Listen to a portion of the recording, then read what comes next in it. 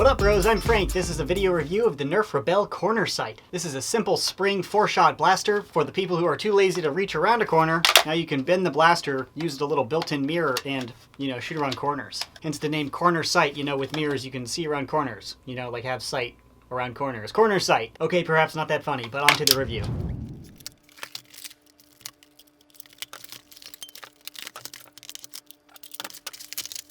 Included is the blaster itself and 4 darts. Oh, that feel though. So I'll go over the externals in a bit more detail, starting up with the front. This is a 4-shot blaster that fires one at a time. It is a front loader, so you can just push in the darts like this. It has a smart air restrictor system, so if you load the third barrel, for example, it'll shoot just that barrel. It's not going to dry fire twice to shoot the third. Nothing really new right there. Up top is an N-Strike tactical rail, so you can put on an optic or whatever. If you're going to aim with little mirror sights, you won't really need a sight. An optic facing this way on the rail is no longer useful, but you could put a flashlight or something cool up there. Up here is the priming handle. This is a spring-powered blaster, so to prime you do that, and then you're ready to fire once. Underneath the blaster there is some dart storage, so you can open this little chamber thing here, and then you can hold 2 extra darts here. Not really that practical if you're trying to quickly load ammo, but sort of in line with the Rebelle series. Some of the stuff is kind of gimmicky and cute and cool looking, I suppose, but not all that practical, so hidden dart storage.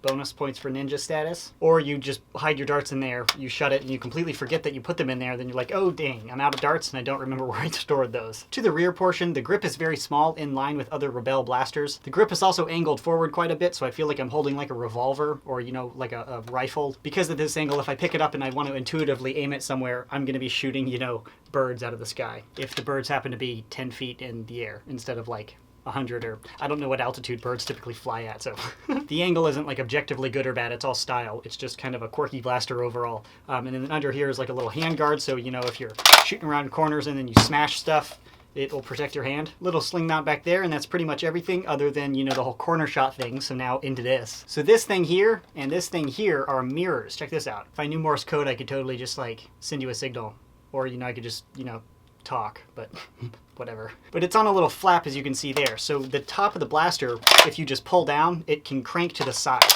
either side. And when you pull down on the top of the blaster, the little mirror comes out at a 45-degree angle right here. So if you pretend you're shooting, your eyes will look into the mirror and then look this way where your barrel is supposed to be pointed. Because of the geometry involved, they have to use a distorted mirror. If this was just a normal flat mirror, if your eyesight just changed just a little bit, you would be completely changing your point of aim or where you think the blaster is pointing, even though it's stationary. So if the blaster were still and I'm moving my head like this, it would look like I'm aiming at different areas, even though the blaster is pretty much still. To shoot it, again, you front load, you pull back, and it works like most other spring blasters.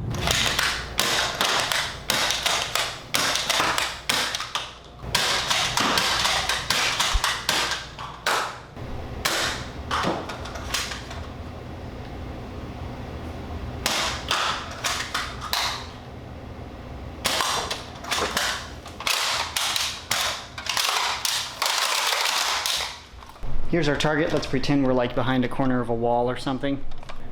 So we're trying to shoot around. That is his face right there, his body. Here's my hand. Very distorted. So performance is pretty bad and pretty inconsistent, to say the least. It's not a performer at all. I put it up on the chronograph and it's shooting about 56 feet per second. The elite average right now is about 70 feet per second. That's substantially lower, so it doesn't shoot as hard, it doesn't shoot as far, the range is reduced.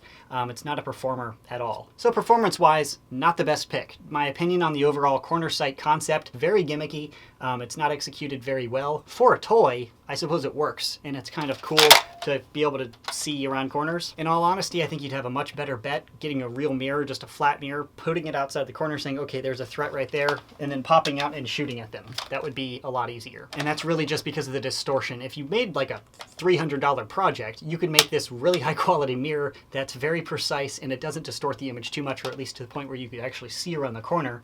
But this is a $20 toy. That's not realistic. So I am complaining. I am saying it's gimmicky. It doesn't work very well. but realistically for this price range, this is better than what I was expecting. Pretty neat little gimmicky concept. I think it's kind of part of the Rebelle sexist marketing campaign where they just say, hey, this will appeal to a female because we don't understand female nerfers at all, so we're just going to stereotype them and, you know, profile them and assume we know what we're talking about. Way to go, Hasbro. You should probably just like speak to a female nerfer before you design products for them. Concept's pretty cool. Execution is not. I wouldn't recommend this blaster. Performs pretty poorly. The CornerSight concept doesn't really work very well. It's not practical.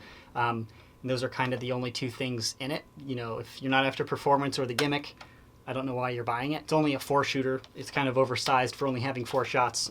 So yeah. And with the mirror distortion and this many lights, I can tag this lens like 16 different ways. It's like a disco ball in my freaking studio right now. Perhaps a little bit annoying, but hopefully I've given you everything you need to know whether or not you'd like to purchase the CornerSight. If you're interested in purchasing one, I'll put a buy link in the description box below. That's my review. Hopefully it was helpful. Thanks for watching, and as always, stay tactical.